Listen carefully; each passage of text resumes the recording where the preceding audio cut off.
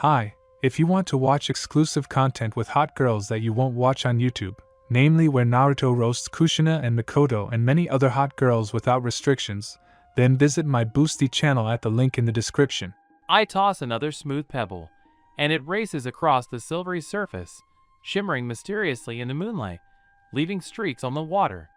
For a while, this distraction calms me, but wasting time isn't what's really needed right now. Need?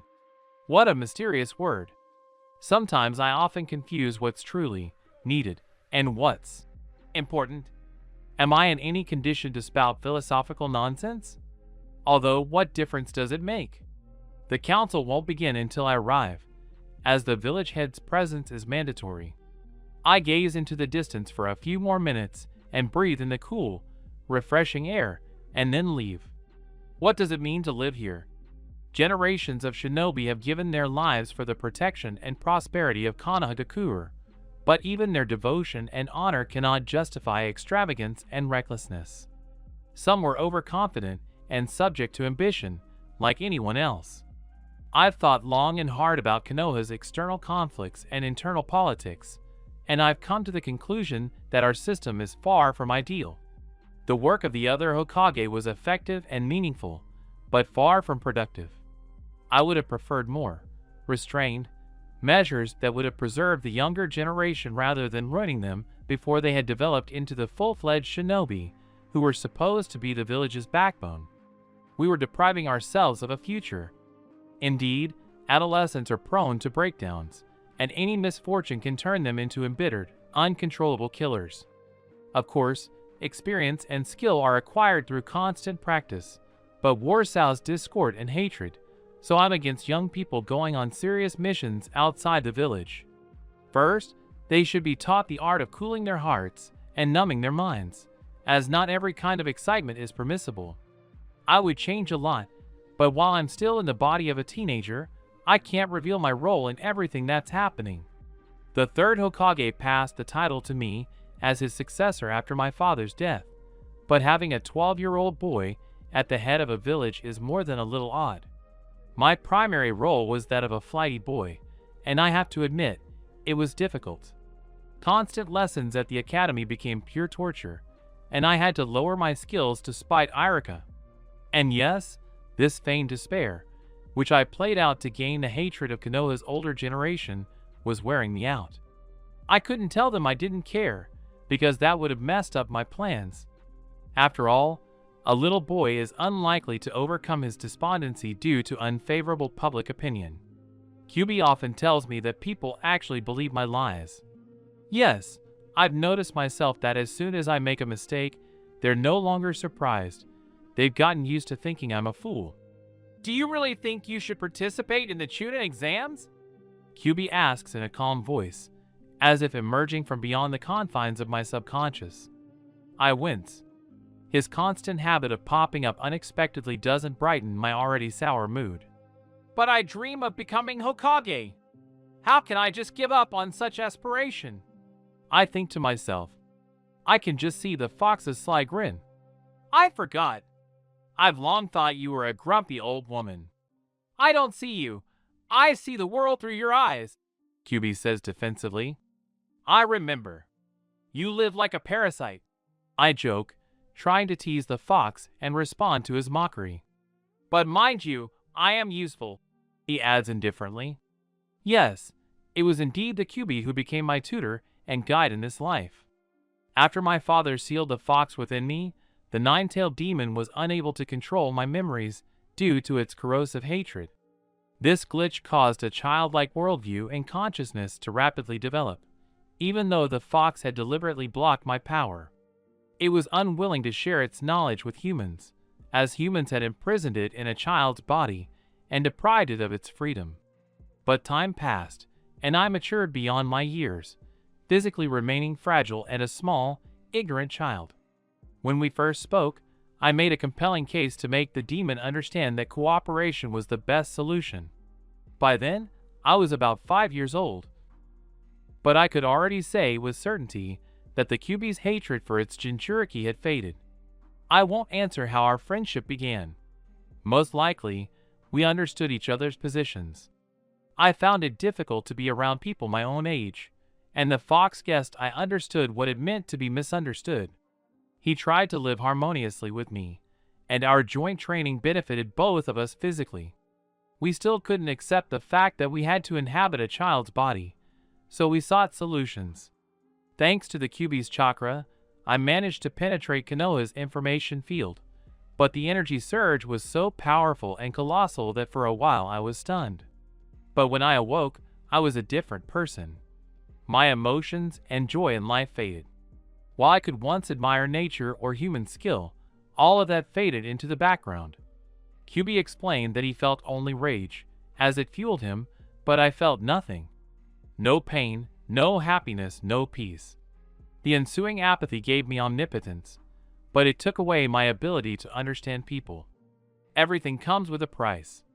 I became Hokage, but I never achieved inner peace or harmony. The only thing I still sacredly guarded was the village. True patriotism hadn't been extinguished by the misfortunes I saw in the fox's memories and Konoha's history. Everything for my own. I guess I'll die with that credo. "Sakura!" I shout, spotting a familiar face with pink hair. She looks at me, her green eyes narrowing in displeasure. "If only you knew, girl, what I really need right now, besides another performance. I hope the girl is at least a little flattered by my attention, otherwise this is completely pointless." "What do you need, Naruto?" she asks sadly, not enjoying the company. How appropriate this question is, but I won't answer. "The exam's coming soon. I'll definitely beat Sasuke," I boast, adding a cheerful, self-assured note to my voice. QB chuckles quietly and falls silent in my subconscious. "I don't think so, Naruto. Sasuke's been training for days straight. Yes, and he's the best shinobi on our team." The words about the object of her affection make the girl sigh, overcome with romantic memories. "Nonsense." I wave it off. "Why are you wandering around at night, Sakura?" She blushes and starts wringing her hands. "Just like that.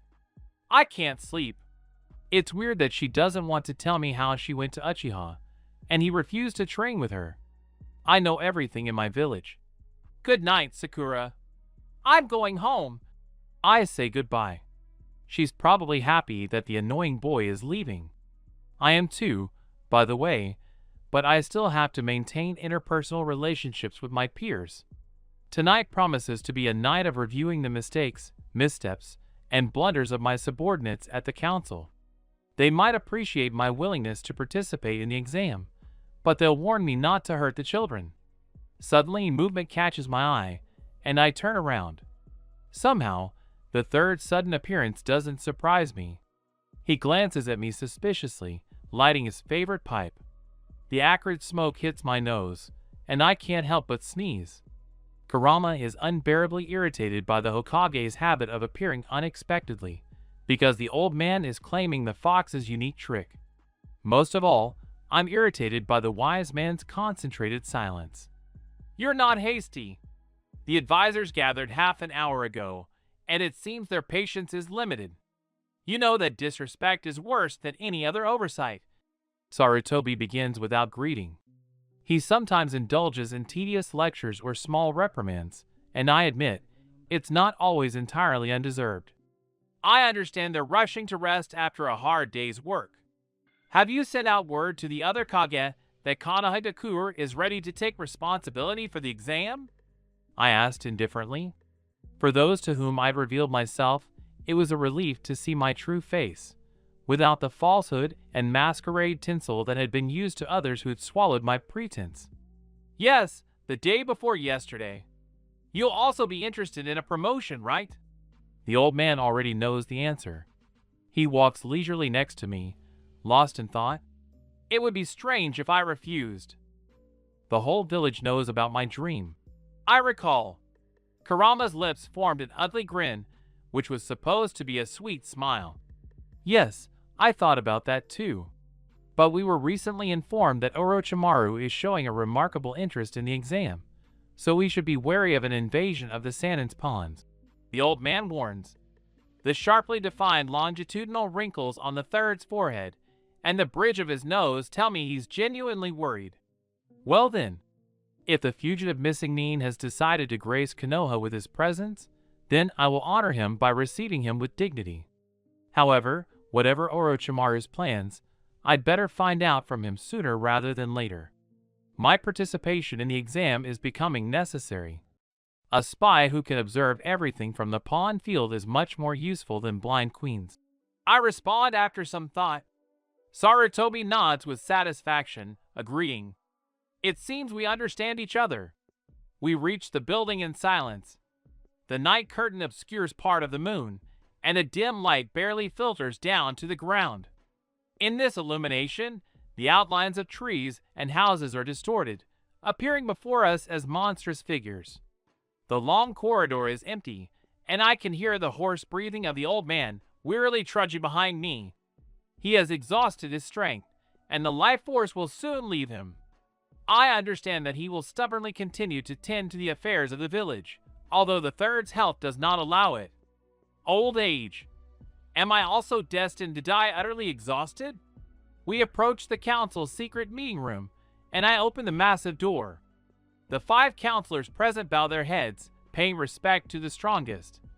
I walk to my place at the head of the table and announce the start of the council. You know the ancient shinobi who comprise this council, as some never distinguished themselves in any way and never participated in the village's governance, so as not to reveal their uniqueness, while others have long since faded from the minds and memories of Konoha's population. But these old dogs, covered in dust and antiquity, lacking in exceptional physical strength, could give the younger generation a run for their money. The residents of Konoha believe that those close to the Hokage form the advisory body and therefore remain unaware of the existence of the secret council that governs the village. My advisors accepted me as a 7-year-old boy when Sarutobi brought my physical form into this gloomy room. They silently surveyed the frail child, but age didn't deceive them. In my blue eyes, the elders saw a pool, and beyond it, time, which I had absorbed with the memories of Kurama and Konoha, like a baby with its mother's milk. They never treated me with warmth, but took me for granted. I later realized they were 1 foot beyond the line, no longer thinking as beings of the sublunary world. Our discussion, tempered by the coldness and insensitivity of both parties, doesn't last long, and, having found yet another topic of conversation related to the village's most pressing affairs, they retire. The loyal guardians of well-being leave the room in a menacing procession, and I lay my head on the table. I'm tired. It feels as if they've drained me of all my energy, leaving me a weakling. No matter how apathetic I may be, they truly are hungry, and I can't match their callousness. The first stage of the exam is scheduled for the day after tomorrow, and the list of examiners and assignments still needs to be approved. Buried in paperwork, I try to sign several documents at once. I can't manage it, so I curse loudly and grab the scrolls. I'd better sort it all out at home when I get to a place where I can lie down. My lonely den doesn't greet me as warmly and cheerfully as I'd hoped. Seeing its familiar home, QB begins humming a simple tune in my head. To avoid spiraling out of control and destroying the remains of my meager furnishings, I drink a glass of tap water and try to delve into the documents again. The fox's song reaches its peak. He's clearly trying to anger me so he can practice some technique. But my patience is better than anyone else's, so the bored demon has to shut up and go to sleep in the depths of my subconscious. Guests from other villages will arrive tomorrow, and we'll need to welcome them. Holding the exam in Konoha isn't just a way to bond with other villages, but also an opportunity to assess the abilities of their younger generations. In other words, their military potential. No matter how much the Kage strive for peace among shinobi, everyone wanted to see their village at the helm. It's vanity, after all. I don't think the Konohagakure Jinin will let me down. But how can I present myself so that everyone will think I'm above average? This time, I didn't want to look like a profligate, but not because of public ridicule. It's just that my demonstration will motivate the kids to train harder, since they won't want to be worse than the weakest link. How wonderful it is to be able to force others to live by your dictates, so they think they're choosing their own path. Truly amazing. Behavioral psychology is a wonderful thing and a terrible weapon, and predicting the actions of incompetent shinobi is not only useful but also amusing. The younger generation will become the army of the future in the skillful hands of a puppeteer, if the right strings are pulled, and anyone who pursues outdated orders is a fool. I don't think that the ancient and proven is bad, but profit comes first. Don't overdo it, Naruto. You may be sitting on top of the mountain, but remember that the higher you are now, the more painful the fall will be when you fall. Kyuubi instructs. I know. Do you think it's wrong to compare people to puppets? I ask my friend's opinion. Who knows? Ordinary people often stray from their path and act illogically. Don't miscalculate this. They think differently than you. Anyone who forgets this is foolish. Kurama philosophizes. For now, all the pieces are on my side, and I have a trump card in my pocket. I see no point in worrying. But you can't decide for them. You can't always protect Konoha. Bitter experience is also useful. You'll learn to accept sacrifices, the fox advises. I disagree. Do you want me to let things slide? I don't regret other people's misfortunes, but I don't wish to become an executioner. I express my opinion, but Kurama smirks. Our lives are random. In this chaos, where change is constant, there's no room for rational argument. You accept what you want as truth. Learn to be an observer. You're not their shepherd, and therefore, you shouldn't protect anyone. Fate is blind, know that. I almost slept through the team meeting and training with Sasuke and Sakura. I had to report to the third, wearing a disguise so no one in the village would know I wasn't actually training. Sarutobi was still worried that Orochimaru would infiltrate the exam with groups of genin from other villages, so Kyuubi and I were supposed to monitor the opponent's chakra and abilities. As for training with Hitaki, I'd already found a way out. Thanks to Kyuubi's abilities, we were able to create an especially durable clone together. So while the Tsutomi entertained the shinobi with his stupidity, Kurama and I took care of village affairs. Having created a clone and expended a lot of chakra on this technique, I send it to the bridge where it is supposed to meet Sasuke and Sakura. I pull out a gray cloak and mask from the closet and, having disguised my appearance, head to the Hokage. On my way to Konoha headquarters, my most important task was to avoid being spotted by the shinobi. Moving quietly and hiding behind buildings, I encountered a guard at the main entrance. Seigu, the Hokage is waiting for you, one of the patrol relayed, and I nodded.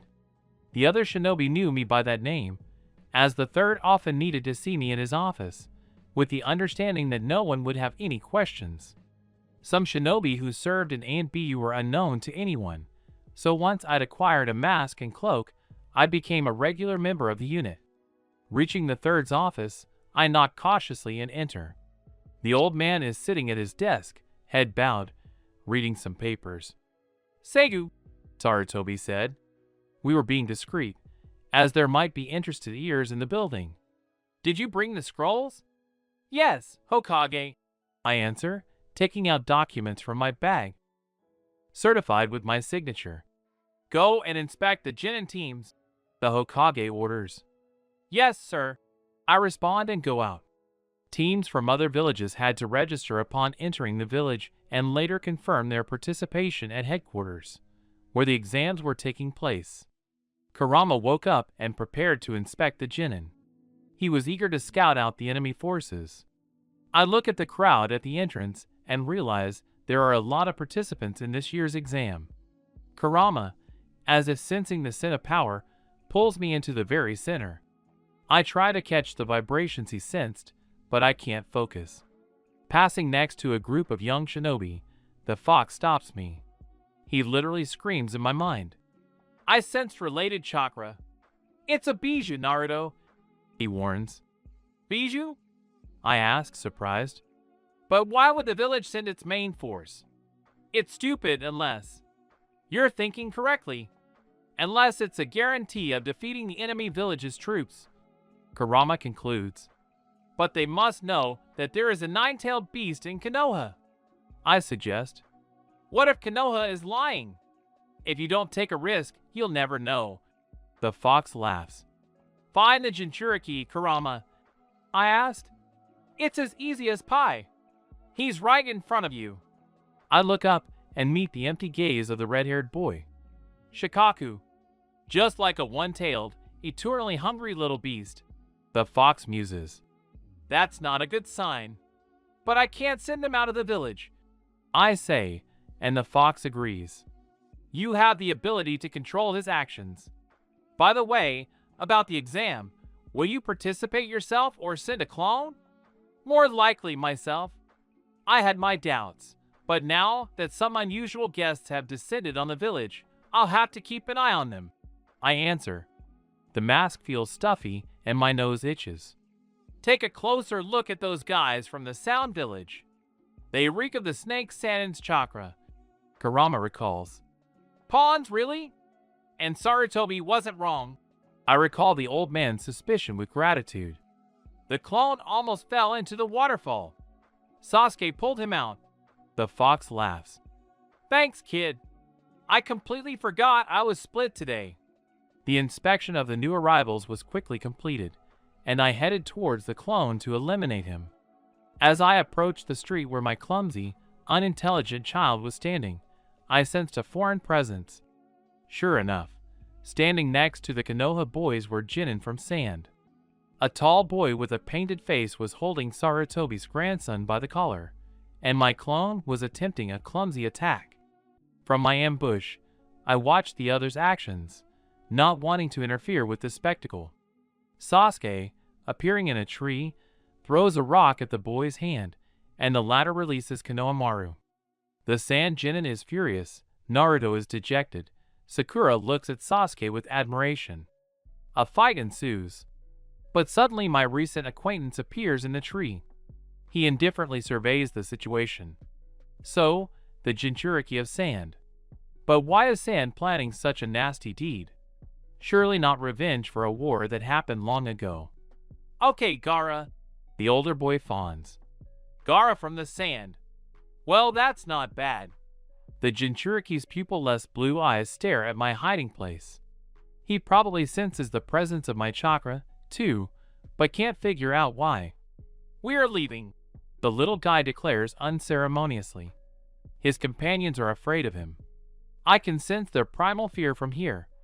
Everyone quickly disperses, leaving only one of my clones standing there with a thoughtful expression.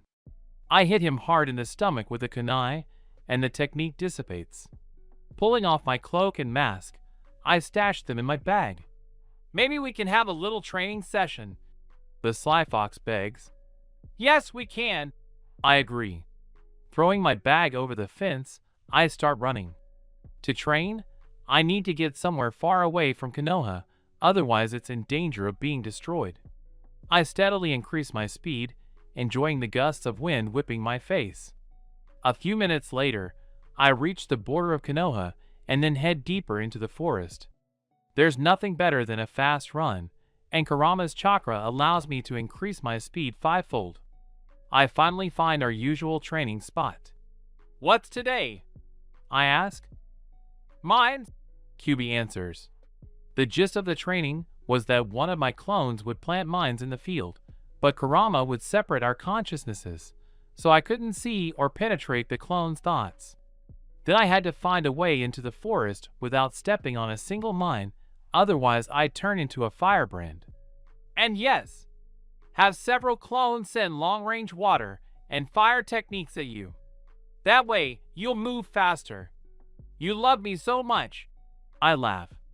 I want you to blow up at least once. If only I could get out, then we could practice together. The fox grins ominously. I begin a dangerous move just as one of the clones uses a futon technique. I stumble and nearly fall onto a mine. I throw several kunai at the clone and hit them. Another clone throws shuriken at my back, but I dodge, grabbing them to prevent them from damaging the mines. A third clone uses a fire technique, sending an inexorable flame at me. I jump and land where I sense there are no mines. One of the clones, at Kurama's instigation, throws a kunai not at me, but at the ground, and that's when the fun begins. The mines explode one after another, and I race full speed toward the forest. What I don't like about the fox is his quirky sense of humor. I'm lying on an old sofa, its rusty springs creaking, looking out the window at the swaying treetops. The relaxation and silence make me think of the work I've recently completed. I passed the written exam purely by luck. I simply procrastinated and didn't even try to cheat. The personal experiment was a huge success, as I didn't answer a single one of the questions. Oh, Ibiki Marino's anger, I can just see it. A minus for our education system. I need to write that down. Warlike and a little crazy, well, not a little, Anko Mitarashi led us into the forest of death, though, naturally, when approving the missions, I knew where they were taking place, and left us to be torn apart by each other. But the Konoha Genin, to my surprise, didn't let me down, and many of the other participants didn't back down either. I was back in the role of the dumb loser, so Sasuke and Sakura cursed me whenever they had the chance and constantly nudged me along the way. In fact, I could confidently say the exam went off without a hitch, although, as usual, something was bound to go wrong, as the saying goes.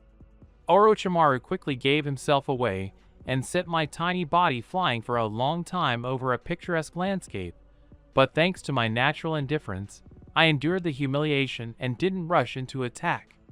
As it turns out, the Sannin was interested in the object of his beloved Sakura's affections. I hope they can somehow divide up the unfortunate Uchiha.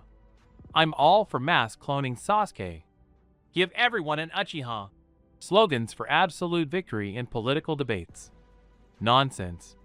Okay, I won't clutter my thoughts with unnecessary information, otherwise Kurama will go berserk for the ensuing headaches. I'm even beginning to suspect a hitherto unknown feeling of compassion is awakening within me. Leaving the kids to demonstrate their courage in battle with the sound genin, I delved into the depths of my own subconscious to bet on someone's victory and engage in a discussion with the fox. We watched with delight the struggle, dedication, and pathos of Sakura's performance, and then, honestly, mentally applauded, beholding the might of this world's Uchiha. The argument ended in a draw. We had no doubt about Sasuke. While the boys were making peace, hugging, helping each other, and, most importantly, ignoring me, I decided to create a clone and sneak off to watch the other participants. Kurama had caught the scent of fresh deaths, so I figured it would be a good idea to keep an eye on Gaara, otherwise he'd take the lives of a good half of the participants, and then, as Hokage, I'd get a fair beating from the leaders of the other villages. Oh, the worst thing is grief-stricken women. You can't run away then, because they'll drown you in tears and trample you. I didn't want to get what I deserved, so I hurried to reach the Sand Genin. Exactly. Who's going to teach the kids some cleanliness, huh? I understand he wanted to deal with his opponents in style, but he didn't necessarily want to crush them midair, sending every last bit of their body flying to the ground. Bloody rain, how pathetic. Poor Kiba nearly passed out. Hinata was on the verge of hysteria. And he looked in my direction, the bastard, and I ended up setting the children up, since they were nearby. Why didn't Gaara come? After all, he hadn't satisfied Shikaku's thirst. Was he afraid of a stronger opponent? Although, who are crazy people afraid of, eh? I still haven't answered the questions. I don't know how my team managed to reach the tower, but the question is, why would Kabuto help idiots? Honestly, that's incredibly generous of him. Maybe I should take a closer look at Yakushi? I really hope they'd leave us alone after the trials, but we can only dream of that. My stupid head completely forgot that I'd given the order to hold more qualifying trials if there were many participants left, so I had to clean up my own slack. Kurama gave a restrained laugh. The fights went well. I had to talk nonsense to rouse the ardor of the humble Hinata Hyuga, but my efforts didn't last long. The girl who loved me began to fight more fiercely, but her brother nearly sent the poor thing to the next world. I rushed to separate them, remembering that if my daughter died, Hayashi Hyuga would trample every door of the third's office, and the old man, at his advanced age, didn't need any unnecessary worries. That's how magnanimous I am. Sakura and Ino's fight was a weak sea, as their pompous shouts were really irritating my childish psyche. It was more like two bitches fighting over a man. Sasuke, you're a man, huh? So who am I asking rhetorical questions to? Gaara's little sister surprised me. She quickly dealt with Tenten, who used all her strength but still couldn't achieve anything. My fight, however, was the longest and most memorable. Poor Kiba hit me and hit me, kicked me and kicked me, but the guy still couldn't knock out that idiot Naruto. Frankly, I was terribly bored, and I felt no shame at all for allowing my opponent to bully me like that. Let him feel his strength and give it his all. Why am I dwelling on this now? I just don't understand. Am I raising them correctly?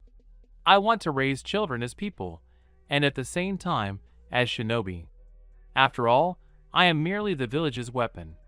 Yes, the Hokage treated me with understanding and respect, but in his head there is also the idea that he needs to appease Kurama, that is, give the boy lots of toys, so that he doesn't covet anything else.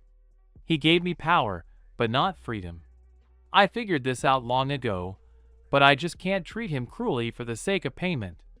When you lack human feelings, you try to invent emotions.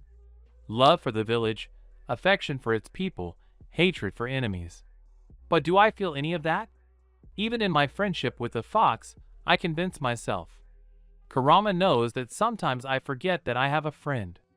I told him openly, and simply, I feel comfortable with him, but not happy. Where is my home then? Don't dwell on empty thoughts. You've been delving too much into yourself lately. Do what you enjoy without thinking about why you're doing it, Kyubi immediately advises. In my mind's eye, I see him lying down on the floor of his cage. Why? I immediately ask. I'm afraid that by digging into yourself, you'll stop even feeling curiosity about what's happening in the world. Then you'll reach your limit. You'll have no reason to live, Kurama explains. I sigh. How do you live then? Your emotions. The fox's voice sounds distant. The fox doesn't want to continue this unexpected conversation. The limit. Will I ever completely lose control of my consciousness? And is that even possible? After all, it's only thanks to some imaginary moral principles that I can restrain myself. What will happen if I lose the last shred of humanity? Perhaps it's better for me not to know about it. For now, it's better not to know. I'm supposed to meet Ebisu tomorrow. I don't think the guy will teach me anything new, but I need to pretend I'm studying for the exam. The Kazekage will be arriving for the final round, so the risk of an attack by Orochimaru is increasing. Perhaps he wants to upset relations between Konoha and Suna. Well, we'll see. The sofa creaks unpleasantly under my weight as I roll onto my side. I feel tired and close my heavy eyelids. Yes, calling Ebisu Sensei was downright daring on the part of the authorities. The boy is struggling with the task of training me due to his lack of practical experience, but the old Hokage has urged me not to humiliate an already ineffective teacher, lest he further lower his self-esteem.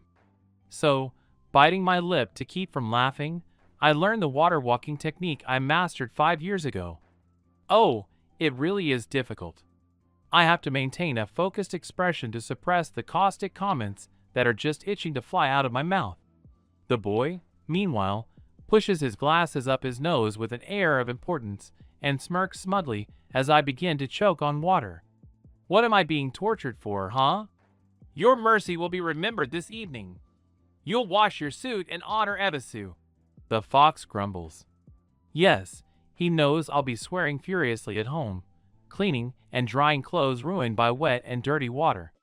I'm saved by someone I never expected to help. The toad sanding simply sends my would-be teacher flying, and then into a subsequent drowsy state, because the supposed guardian of order is preventing the older generation from secretly admiring the charms and curves of women's bodies. Sarutobi probably knows Jiraiya is in Konoha, but the student himself has no idea that this time he'll be having a serious conversation with a brat. Of course, I understand that revealing my special secret is stupid and dangerous, but Jiraiya, as my godfather, must accept the fox in my adulthood. Why would such a powerful shinobi pretend to be a perverted idiot? Although who better than me should guess his motives? I'm guilty of outright lying too. I think we'll get along. My cunning attempts to become his apprentice are harshly suppressed by the Sannin. I'm completely tired of pretending to be a lunatic. When Jiraiya goes off to the river for some privacy and I appear, he grabs me by the chest and pulls me towards him. I'm not without surprise, as the pervert's goofy expression gives way to cold seriousness. He fixes me with a focused gaze and releases me to the ground. I watch his caustic grin. You know, Naruto, anything but a deception. Your aquamarine eyes truly shine with the wisdom of a fox. Jiraiya understands. Yes, I'm actually older than I look. Is it that noticeable? I ask without hesitation, not taking my eyes off Sannin's face. The hermit can't resist and lowers his gaze. I always win at staring contests. No, only if you know what you're looking for, Jiraiya says, sitting down. I sit down next to him. He's gazing at the blue sky, across which a stream of cirrus clouds floats. I don't try to interrupt his reverie, so I study my palms with interest, covered in scratches and long-healed burns. The first Hokage's wife was a very wise woman. She became her husband's #1 advisor, not counting the second Hokage. Some even speculated that Mito was the one who governed Konoha, while the Hokage was only interested in military affairs. A fox at the head of a village? That sounds crazy. I laugh softly along with Kurama. So you're the Hokage now? Jiraiya correctly interprets my taunt. The third has long wanted to find a worthy successor. You see, I'm not cut out for serious matters, so he always counted on Orochimaru. Then the little snake rushed into studying forbidden techniques, and power fell into the hands of the Minato branch. If I were seriously worried about being overheard, I'd rip out some shinobi's tongue. I hint. Jiraiya laughs heartily, but he, too, knows he's up against a worthy opponent who shouldn't be provoked. That's not a threat, Lord Jiraiya. Just a reminder. I'm not without the remnants of my sanity to engage an opponent who holds a surprise within, he responds, mentioning Kurama. The fox within me listens intently to the conversation. The council will not accept me. They don't need to know about the Wanderer's return. They don't inspire confidence in me anyway. How about becoming a teacher?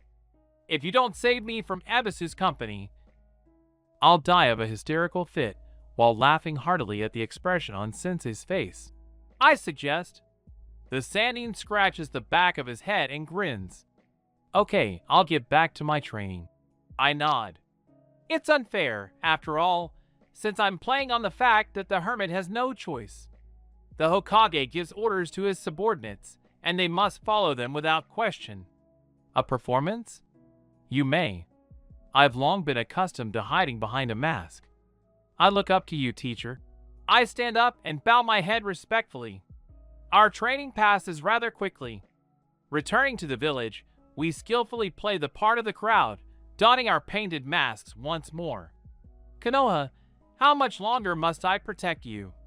Perhaps, if there were a worthy successor, I would relinquish power and retreat to the ruined village of Whirlpool, my true homeland. But that's just a dream.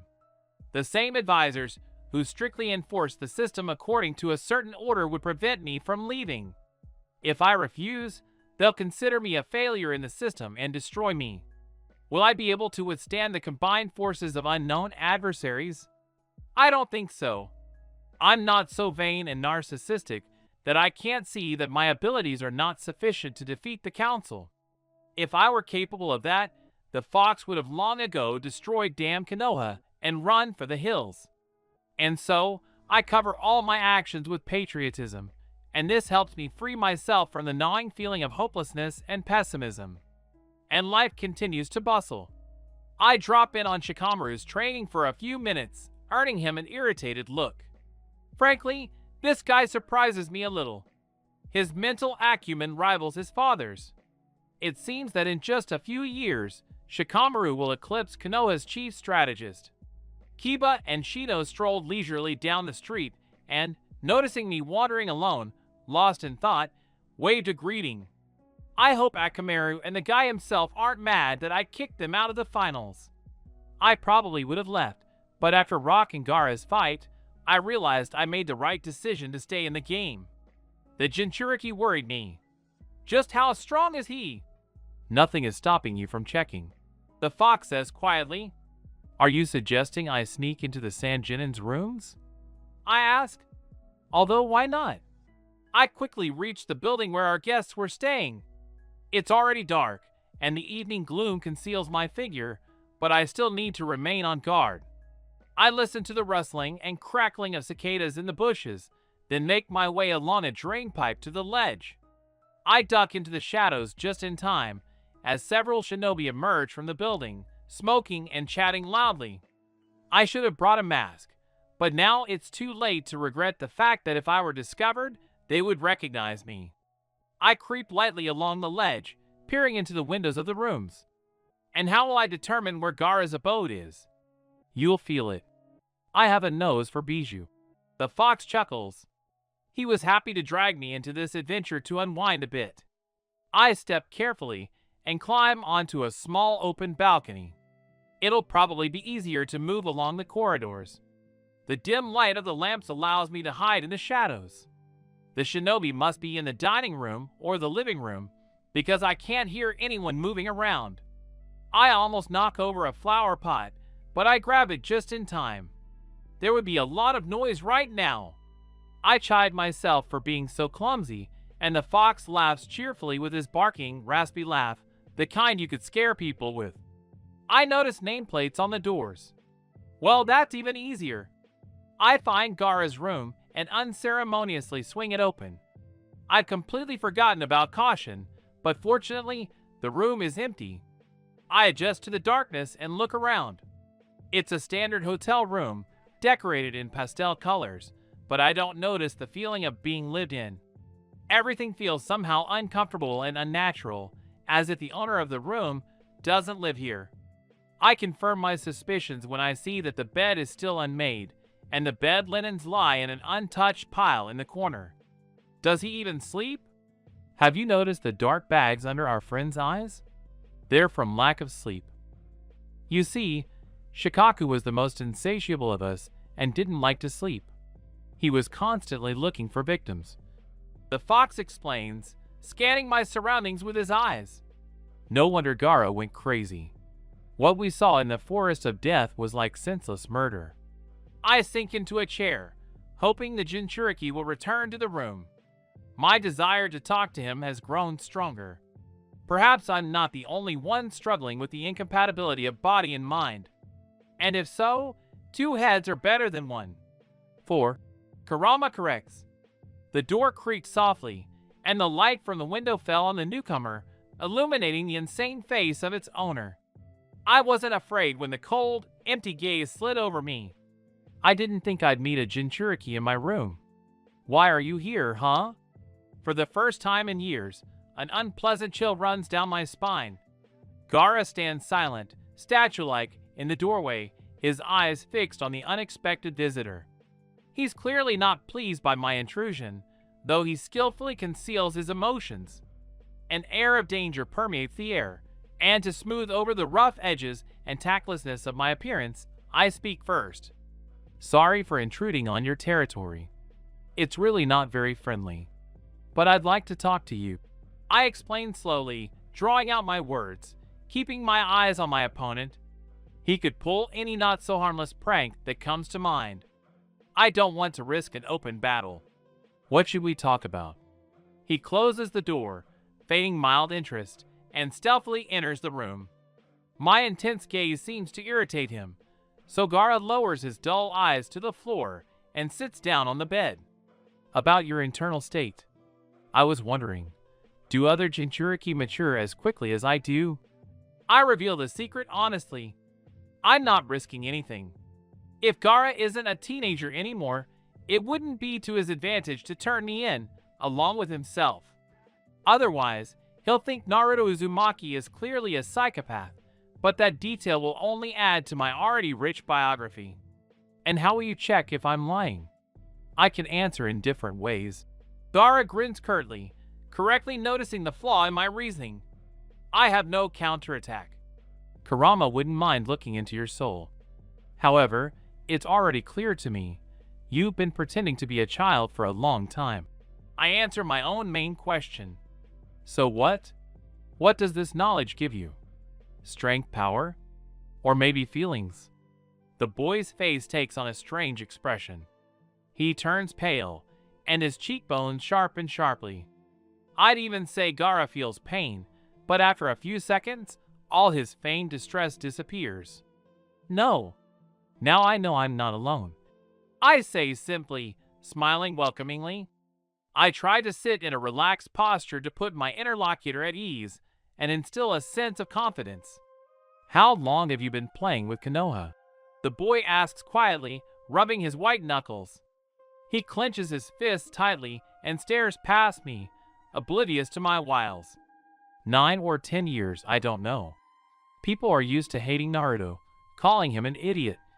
I laugh good-naturedly. Congratulations, we're on the same page. The worst, Gaara says, not without regret. I had to kill my uncle and throw a tantrum. If I could feel pain, I'd definitely say it hurt. I'd play the antisocial type every day, putting on a mask of contempt and hatred. It'll probably be hard for them to understand that I don't care. Since you've come, tell me, what's the point of all this, huh? Shikaku forbids me from destroying the village. But that would have given me freedom. Even though they call him a bloodthirsty spirit, he's not completely insane. I thought it was hard to act crazy. I say, looking at the guy more closely. An idiot, a psycho. What difference does it make? Gaara rolls his eyes to the ceiling. The main thing is, don't give yourself away. I can't trust those who captivate my consciousness. I hate this child's body. Maybe I should just unwind? They gave me a handout, the Hokage position. Now I'm forcing myself to think I seriously care about the well-being of Konohagakure. I came to ask you not to touch the Jinin. Strange. Orochimaru and the Sand Village are planning to destroy your Konoha. I'm their main weapon. The guy reveals Suna's secret and Orochimaru's plan without even blinking. I nod. Okay, that's pretty much what we expected. And how do you feel about this? I ask calmly. Gaara smirks. Nothing.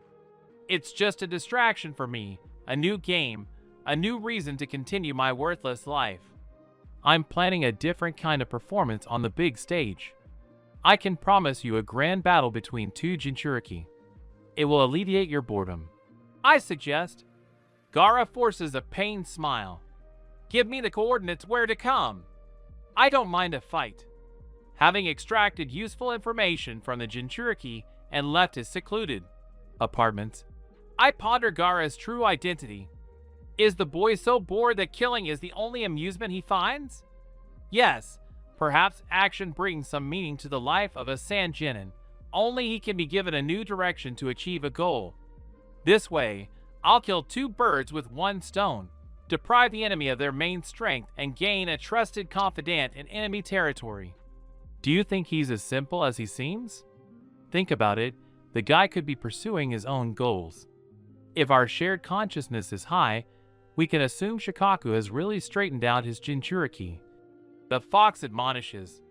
I figured you'd say that. I really wasn't taking a risk by having a frank conversation. I doubt him, so I'll keep him close. Let him get used to my brazen manner and frequent intrusions into his personal space. I explain. Don't overdo it, you fucking philosopher. The fox grumbles, snorting. He's in a bad mood right now. Trying not to argue with my inner monster any longer, I head off to visit. Who? I have plenty of candidates. It's almost midnight, the glow of distant stars. Romance, basically. Ah, I'll pay our brave warrior a visit. I reach the house where the infamous Uchiha clan member lives in record time. Konoha has probably forgotten that Naruto Uzumaki is quite the prankster. I've always dreamed of learning to draw, but it seems I never really had the time to practice. I find some cans of paint hidden in the bushes from last time. Contemplating the creations of my unleashed genius, I can't help but notice that this time Sasuke looks quite like himself. Well, if you remove a few smudges, the greasy left side, and the thin, stick-like legs, he actually looks quite similar. Oh, I forgot the Sharingan. I make 2 strokes of red paint. Alright, but I doubt Uchiha will be pleased when he sees such picturesque canvases on the walls of his house.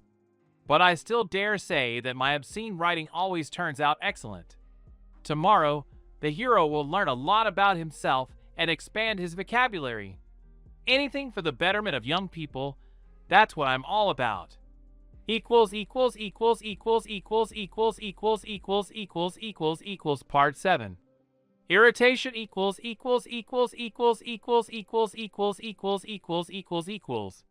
The day hadn't exactly gone well. I woke up on time, which, frankly, I was quite glad about, but I still couldn't have a peaceful breakfast as Sasuke showed up, flushed and angry, and smashed the door open. Otherwise, I wouldn't have noticed his dramatic entrance, except now I'll have to allocate a significant portion of my meager budget for a new door to my humble abode. Sure, I get my allowance in sealed envelopes, but even as Hokage, I don't get much extra. Grown-ups expect a little boy to want for nothing. If only they could see Kurama's demands. Why would the fox sealed inside me need a huge bowl, which I ordered secretly to avoid suspicion? He can't even eat from it. He constantly grumbles about how the house should be cluttered and his things are falling apart, but I spent a tidy sum on his amusement. And as for how much he gobbles up, I won't even mention it. So I stare at Sasuke with a somewhat absent-minded expression. It seems my eye is twitching nervously, and I'm about to fall into a kind of imaginary hysteria. No, seriously, at moments like these, I suddenly feel a sense of malice toward early visitors. Naruto, this sleepy semblance of a shinobi, shouts, waving his arms in front of my displeased face. What have you done to my house? Are you with mine? I ask, glancing sideways at the broken door. Sasuke falls silent, apparently calming down. We both glance sideways at the empty doorway, where a crudely whitewashed door once stood. Are you kidding me? Looks like I'm not the only one close to hysteria. If you don't remove the cartoons from the walls right now, I'll report this incident to the Hokage. Or better yet, I'll beat you up and drag you out into the yard by the ears. Why did you decide it was me? I ask, smiling. Both of Sasuke's eyes twitch. How can he drag me in by the ears? Who else? Good question. No, really, it's a good one. Who knows? I blurt out. Uchiha studies my face skeptically, hoping for a smirk. But I maintain a grim gaze. Perhaps some of the shinobi who arrived are also art enthusiasts. You're the only one painting on the village walls, Sasuke asserts, not buying my reasoning. Yes, art is completely undervalued these days. Should I become an artist? Kurama, what's wrong with me today? I ask the fox while Sasuke wanders around the room, thinking, it's an emotion. Irritation, Naruto. Congratulations, you're starting to feel things and be sarcastic. Maybe it has something to do with lack of sleep. The fox drones in my mind in a monotonous, lecturing voice. And it's true. Only now am I noticing the overwhelming fatigue. And then there's the training. So Sasuke, I beckon him over. The guy raises his eyebrows. Go ahead. Who else but me could have painted the walls? Maybe Gaara? He's giving you weird sideways glances, and he has kanji on his forehead. You can tell right away he's a creative person. We'll put the door issue behind us. Go. I show my guest the door. Although, what door? Out the threshold. The guy looks at me dumbfoundedly and, impressed by the sudden change in the impulsive Naruto, scratches his head and leaves. I somehow close the door and start getting ready for training with Jiraiya. The final round is in a couple of days, and I still have to run to the old man's and sign all the paperwork. I'm a paperworm. When the third dies, I'll find a new Hokage who will sign all the papers. Everything would be fine, but the Kazekage's arrival and Orochimaru's plan are just around the corner. I need to notify the third and headquarters. Then Sarutobi will demand a detailed strategy from me, and I'll utter my signature phrase. Improvisation is everything, which I utter as often as youth is everything, or ramen is everything. Actually, I might have thought about battle tactics, but with all my other commitments, I really didn't want to be torn apart. Jiraiya is waiting for me under a cherry tree, its branches providing a cozy spot for the hermit to shade himself. He's writing in his notebook again. Does this book really bring him pleasure, or is it just another cover? I slowly approach him. The hermit raises his head just in time and smiles. You can't fool him. But his eyes, unlike his innocent smile, are watching me warily. He doesn't trust me. Your old friend is up to something dirty, I whisper, climbing under the tree next to Jiraiya. He looks at me in surprise. Probably an attack on Konoha, the Toad Sannin asserts. I nod. He was always somewhat predictable, with his delusions of grandeur and immortality. Exactly. I think I'll hold off on ordering the population to prepare for disaster for now, I decide. Sannin looks at me strangely. If Orochimaru's attack is strong, many will die. Do you care? I won't answer. I can't lie. It's just that Kurama and I agreed that I'll stop being a shepherd to foolish sheep. Let everyone learn from their mistakes. Who better than you to know that? I say dryly, leaning my back against the thin tree trunk. Jiraiya freezes. How much do you know? He asks warily. Enough. I confirm his fears. Of course, it's strange that the legendary Sannin don't live in Konoha. It seems like the village's leadership is afraid. They understand that it would be reckless to let excessive force into their domain. What if you suddenly wanted to encroach on their power? Neither Tsunade nor I thought about that, Jiraiya says, trying to keep the hurt out of his voice. Of course, it's hard for him to talk about how his home village forbade him from living within its borders. He was forced to search for a home on the move. And so he couldn't start a family. Tsunade, having lost her family and her homeland, turned to drink. That's what victors do to heroes.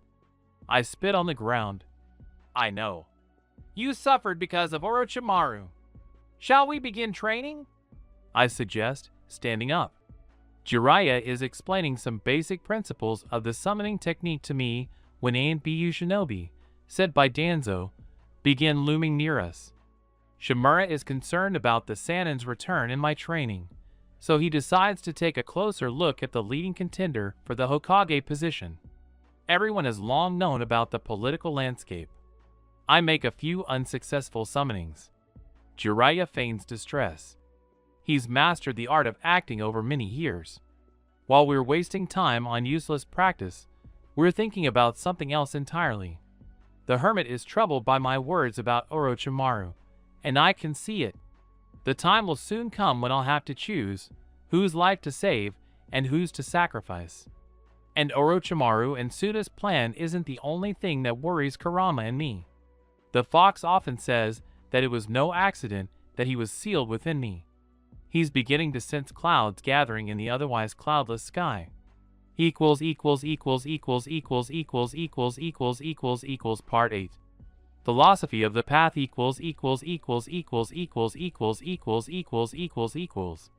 I feel pain in my temples and some tension in my muscles. Niji's technique surprises me. It's not for nothing that the Hyuga clan is famous for their unique eyes. Anyone who thinks their vision is weaker than the Uchiha's Sharingan is foolish. I deflect the final attack only thanks to my speed. Bystanders don't notice that my injuries are minor, even though I've been playing the victim for half an hour now. It was a mistake to take all the blame for myself. I could have used a clone. Why do I need such a warm-up? It looks like pure mockery. I notice a smirk tugging at the corners of the Hokage's lips. He doesn't understand me. Neither does Gaara, who watches our mock battle with skepticism and even irritation. Yesterday, I spoke with him again about the fight between Konoha and Suna. He agreed to refrain from causing damage to my village, but didn't promise to restrain his militant compatriots and Orochimaru's group. Now the desert dweller contorts his face in disdain, trying to make me feel his displeasure. He can be a bit vain and likes to win, but during his last fight with Lee, I noticed that the guy also toys with his opponent. Gaara truly appreciates his opponent's efforts and desires and squeezes the last bit of strength out of them. Probably the same as me.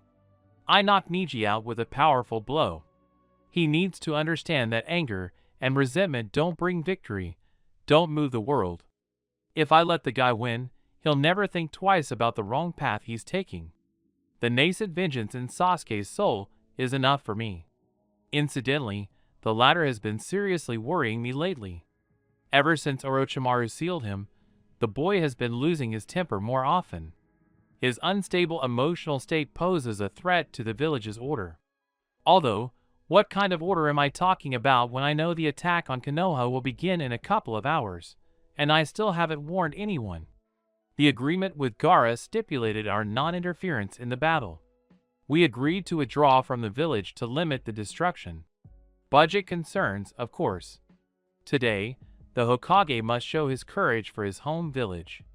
He is obligated to protect Konoha. My inner indifference fills my consciousness. I know that Sarutobi may die in battle, but let it be as it must be. Kurama convinced me not to interfere and to do everything unnaturally. If the path of the third shinobi ends today, I will feel nothing but a slight sadness. It is sad to lose capable shinobi. But the Hokage is old, and a weak leader cannot remain at the helm. Death and honor are the best that awaits him. In any case, this is the warrior's path, which is different from death by disease and antiquity. I would like to die like that. Someday it will be like that. Kurama responds calmly. I know. I don't think I'll be scared. Are you afraid? Hardly. The fox agrees. Your curiosity and persistence in some things amaze me. How will Konoha feel when the battle begins? Will they roar in a crowd of thousands or curse their leadership for their oversight? How will they suffer? I want to see their pain and despair. Not to enjoy it, but simply to understand it. To witness their suffering and savor it fully. Does my damn philosophy really force me to admire the moment of death and fear on peaceful faces? This is stupid. I will learn to use people like chess pieces. The first to fall will be the shattered pawns. But they have families. Maybe today someone my physical counterpart will die. Will I see myself in their dead bodies? How far one can go in search of emotions. But I am still only at the beginning.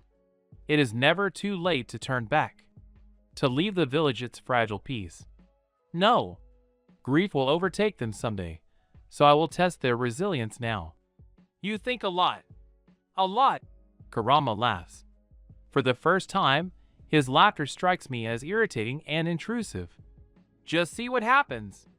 I'm reflecting on my guilt and the correctness of my actions. Will remorse not overtake me? Gaara kills every week, every breakfast and lunch, not skipping holidays. What does he feel? Nothing. Does this mean that you are offering me a radical method for finding myself? I ask, not looking at the arena where the fight between Sasuke and Gaara has begun. You chose him from among many others a long time ago. The fox grins in my mind. I tear myself away from my thoughts and stare blankly at the battling shinobi. Combat is the essence of our lives. It saves us, makes us feel needed, distracts us from the past, the present, and deprives us of the future. We fight for freedom, loved ones, honor, and our homeland. We kill for offense and on a whim. We make money from battles.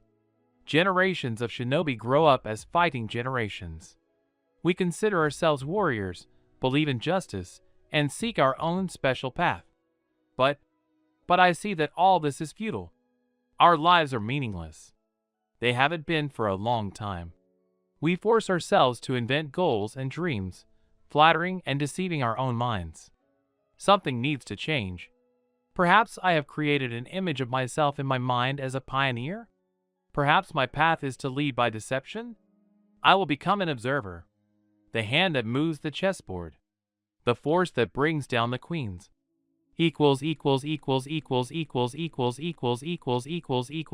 Part 9. Come in for tea.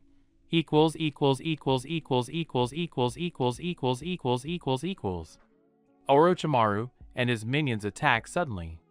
The Konoha shinobi, sitting in the stands and peacefully watching the used duels, suddenly fall asleep, and I realize the main action is about to unfold. Out of the corner of my eye, I see Gaara feigning a fit of helplessness, supposedly brought on by his battle with Sasuke, so his relatives will drag him out of the village to save him from pursuit. Incidentally, the Uchiha, seeing his opponent's shameful escape, goes after him to finish him off. I don't know whether Gaara warned his brother and sister about his simulated beating or improvised it, but I think he's making it clear he's ready for our mock fight. I dodge a kunai that flies past the left side of my face. Some brave shinobi gets hit in the stomach and falls, choking on his own blood. A ruptured spleen. Kurama has released a lot of chakra. I straighten my white knuckles. I notice a powerful barrier erected on the roof of one of the buildings, sparking with the amount of chakra expended. My fox senses detect the presence of the snake Sannin. Orochimaru must have prepared well for the battle with the third, deciding to engage Sarutobi without pawns.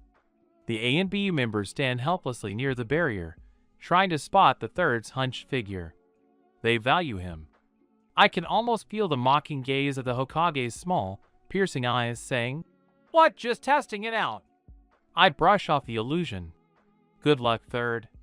Naruto, Sasuke! A disheveled Sakura shouts, beckoning me over. A look of despair is frozen on the girl's face.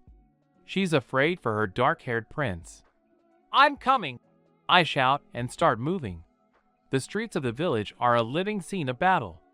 Some Konoha shinobi is being pushed back by rivals, but with my speed, I knock them down with simple trips. Sakura loses sight of me for a few minutes, but spots Shikamaru, who is shouting something at her, waving his arms. It's hard to make out the guys in the general chaos, and I try to navigate between the combatants without hitting anyone. Today is the day of their lives and deaths, a turning point in their destinies. Naruto, faster! The pink-haired girl screams hysterically. She's on edge. I even feel sorry for her. Now Sakura is wringing her skinny hands. I see a pleading look in the girl's big eyes. She's afraid of this. Afraid of pain and the loss of loved ones. I silently join this small procession, which includes Nara. How insignificant all these people around us seem. They die like flies, collapsing from exhaustion. The sweet scent of blood hangs in the air. Wounded shinobi hide their wounds and rush back into battle. The warmth has not yet left the bodies of the dead. How comical their faces are, facing death. They were unprepared. They were useless. Did you see their pain? Asks the awakened Kurama. Yes, I reply briefly. Staying in the village now is unpleasant. What does she look like? The fox asks a strange question. To pointlessness. Or rather, it's pointless. I respond, peering into the face of the unknown shinobi. A couple of seconds are enough for me to see surprise in his fixed gaze.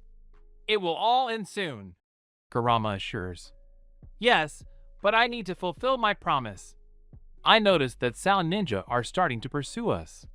Nara stays behind, trying to set a trap for the intruders.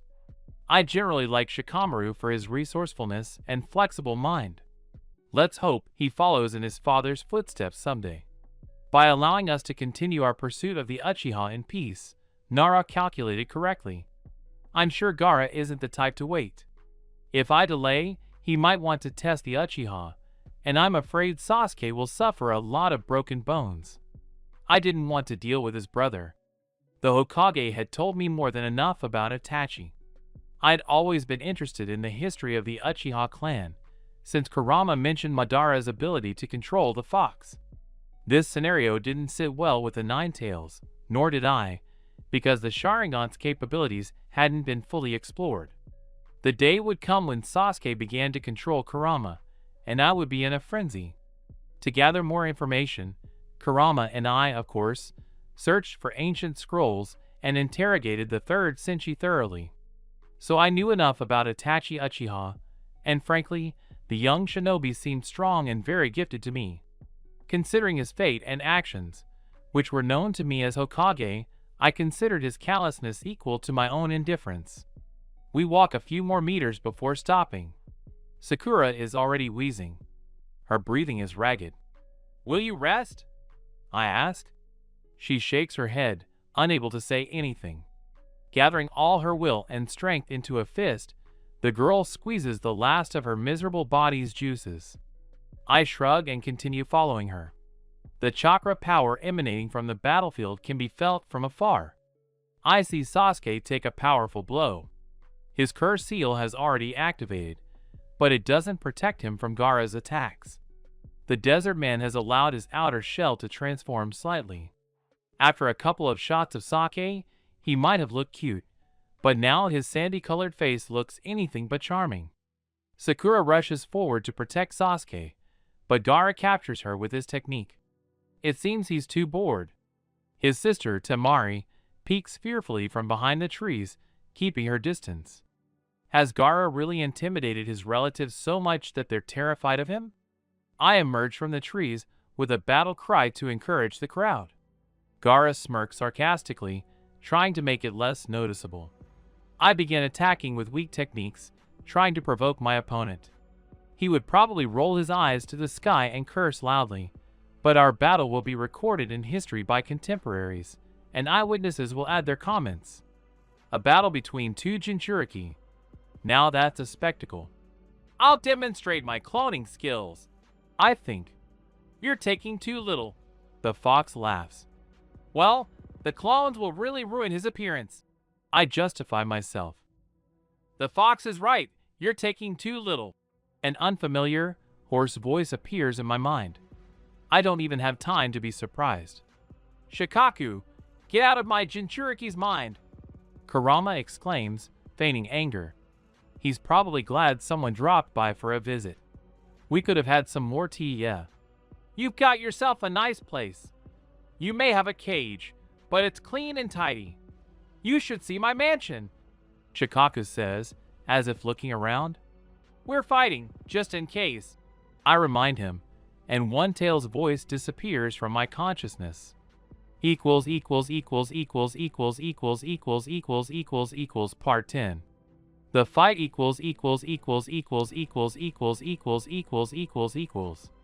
Gaara's narrow eyes widen, amused. He suddenly exhales a powerful blast of air, tearing all my few clones to pieces. Why, I ask, did I even waste chakra? I fly 3 meters and land on a tree branch. A little more, and I would have bruised my soft spot. Time for the secret pain technique. I take out a kunai with explosive tags. How will my sweet, ugly friend react to such a thoroughly nasty act? Will my action become his moment of personal shame? I create several clones.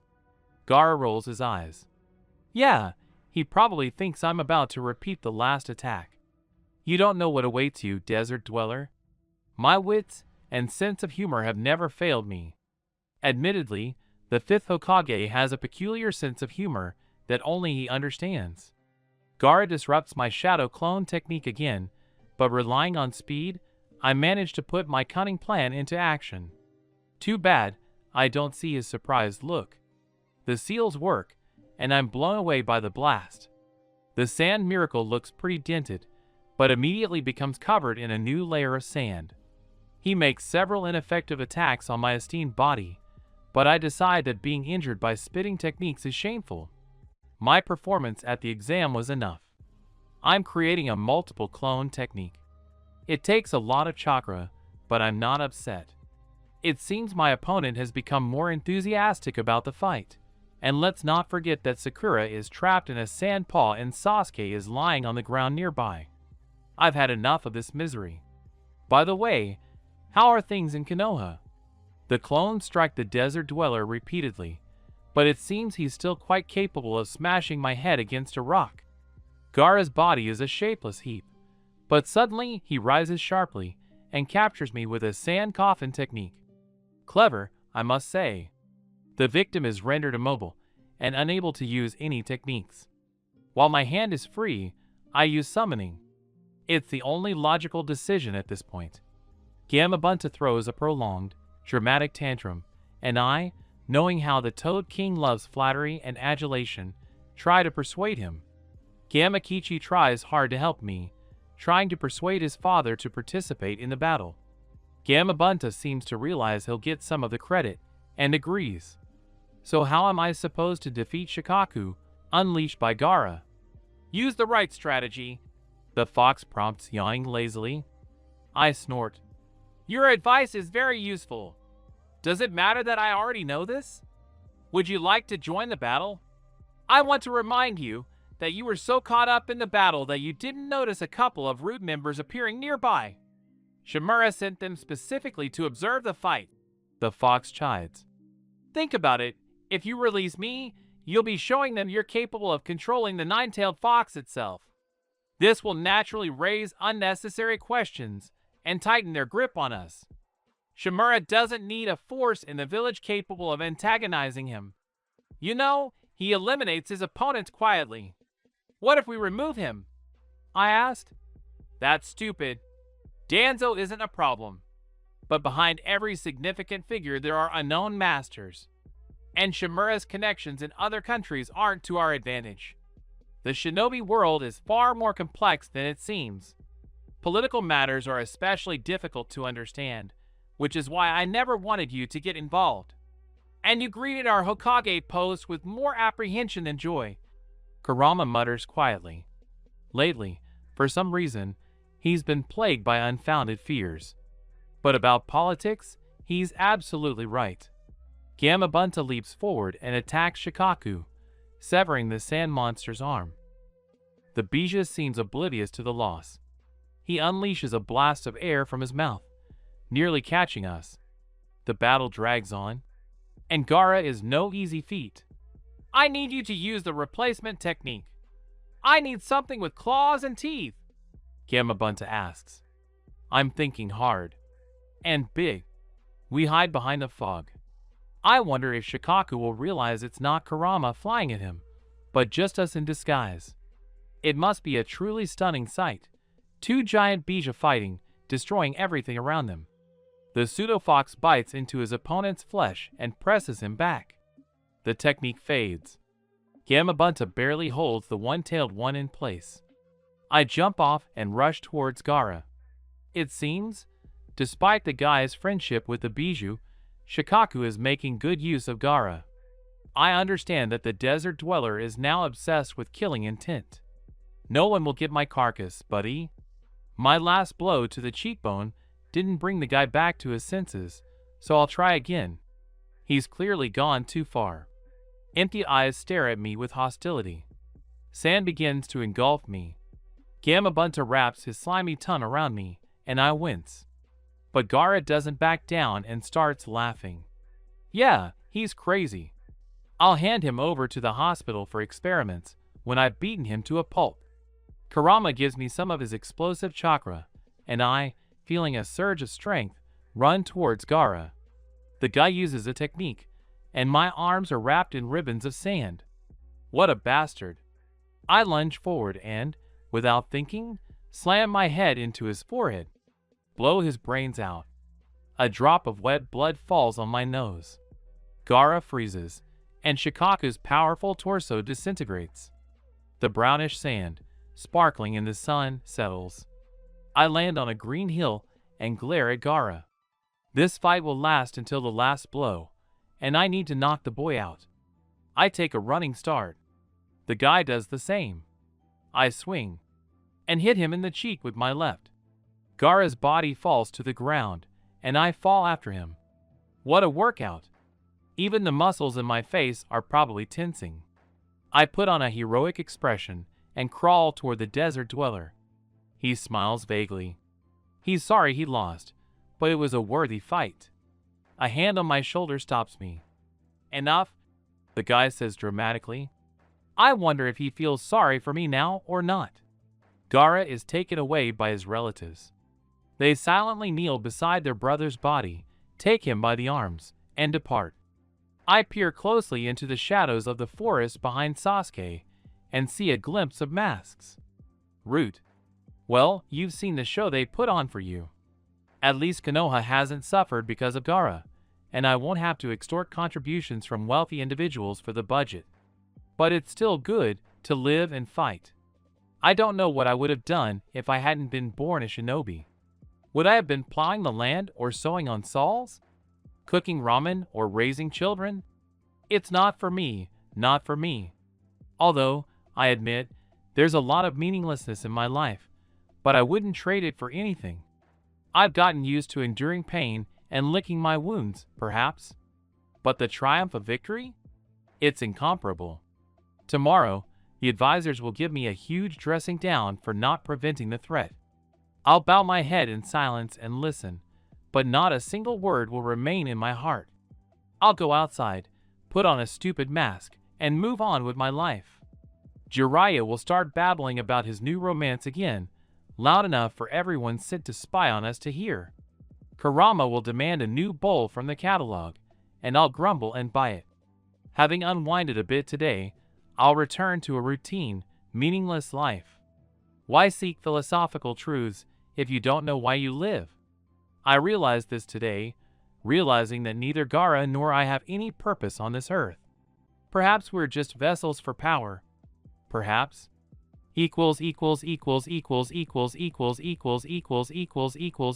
Part 11. Everyday life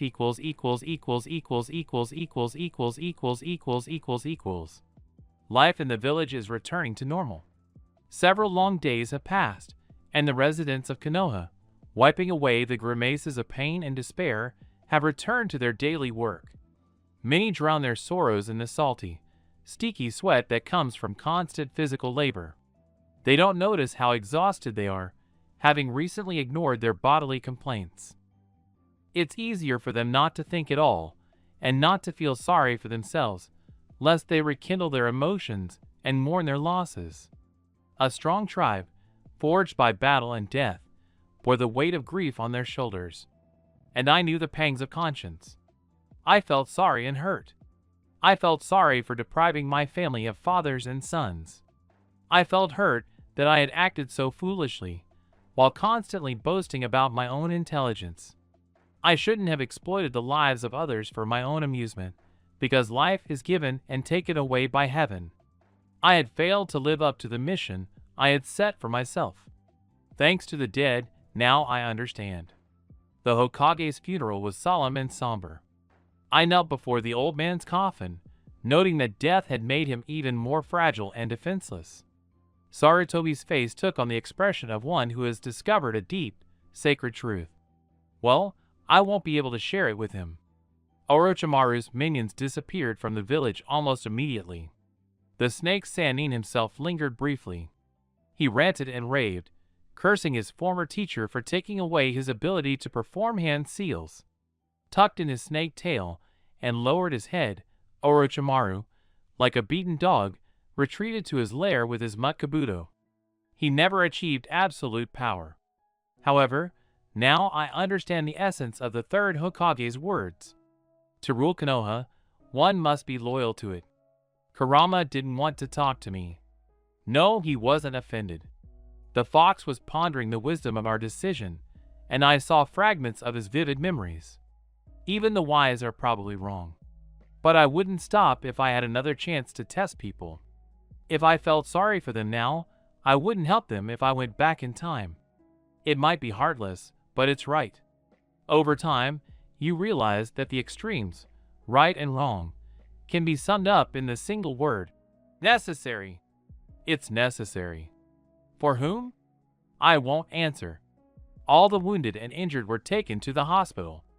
I slept the entire day without moving, and in the morning I created a clone and retreated from the hospital. The council wasn't happy to see me, as they didn't understand my cynical act. But this time, they couldn't contradict me.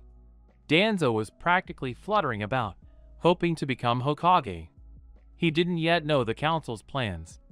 The men in dark cloaks had decided that one of the two Sannin needed to be chosen. I winced. Bring back the disgruntled and powerful shinobi? I'd never heard of a more stupid plan. Of course, I was appointed to assist the nominal leader, but I couldn't be sure I would have kept Jiraiya or Tsunade from acting rashly. A grudge is a grudge, and old men are vindictive and vile. Unexpected guests arrived in Konoha.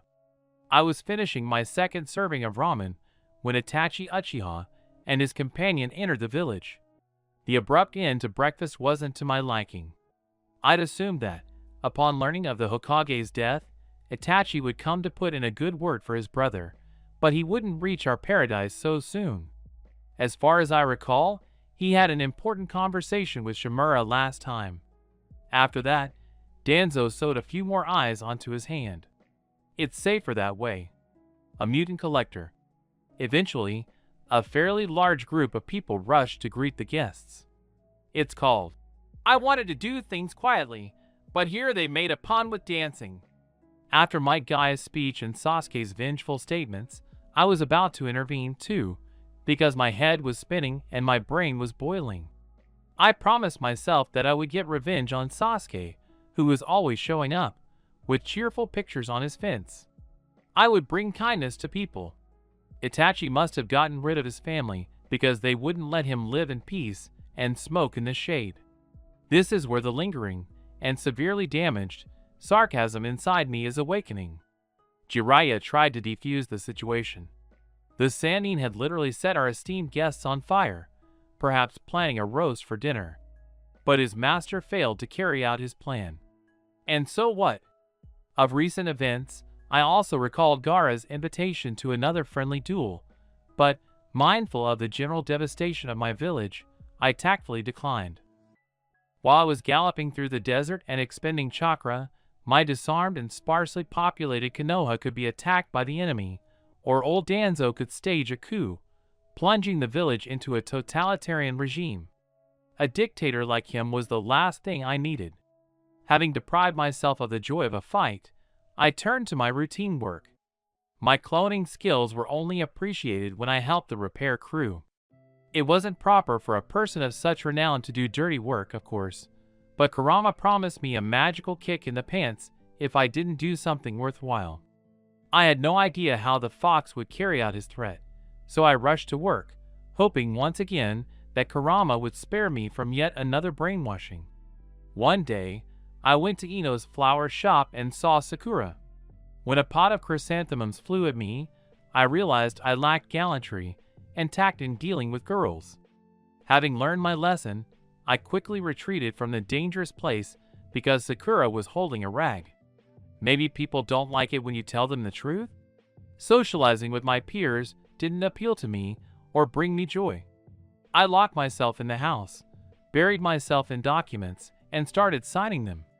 Don't believe anyone who tells you signing is easy. My fingers on my right hand went numb, and I spent the entire evening wandering around the room like a cripple with a stump. The courier delivered a new bowl for the enormous red creature hiding inside me. I accepted the order and spent a long time pondering what to do with the small tub.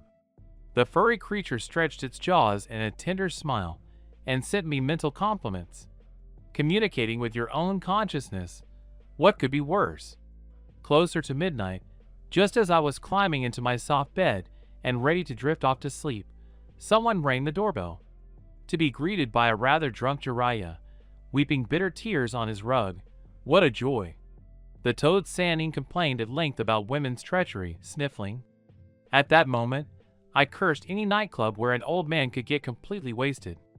I no longer wished to listen to another round of tales about the exploits of the decrepit Don Juan. Having somehow managed to lull my guest to sleep, I returned to my bed. At night, I felt like my eardrums would burst from his snoring. Really, you could get kicked out of the village for that. I barely managed to drag myself out of bed this morning. Sannin's cheerful face greeted me. Question: where are my privileges as a boss?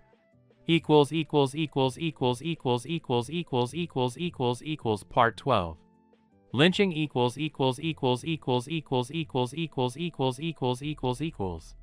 What happens when a clueless idiot is left without proper supervision? He probably starts acting as he sees fit. But he can't think rationally or consider the consequences of his actions, so he acts recklessly. Although, I admit, I'm partly to blame for this. I am. Sasuke had long ago decided that his training needed to be more thorough, and he decided to become Orochimaru's apprentice. I wasn't particularly surprised, but my conscience stirred somewhere in my brain. Did you know that capricious woman loves to drill holes in my temples and rummage through my gray matter? Previously, only Kurama had been the one to brainwash me. Now he's gone quiet. Naturally, I decided to consider what the Uchiha's choice would bring us, so, to save time, I ate a couple of servings of ramen. On a full stomach, some rather serious thoughts creep into my head. They quickly dissipate, but that's another topic. So Sasuke's a missing Nin? I can only stop the Uchiha if I smash the boy's head in and stuff his brains with new ones. Talking to the deaf is useless, and counting on our friendship is pointless. I could let things slide and bid farewell to the rebellious clan, but I'm afraid the council and Itachi won't approve of my decision. The counselors knew well that Sasuke's brother, while participating in a secret mission to destroy his clan, had saved a great deal of incriminating information on the top leadership. In the shinobi world, despite techniques and a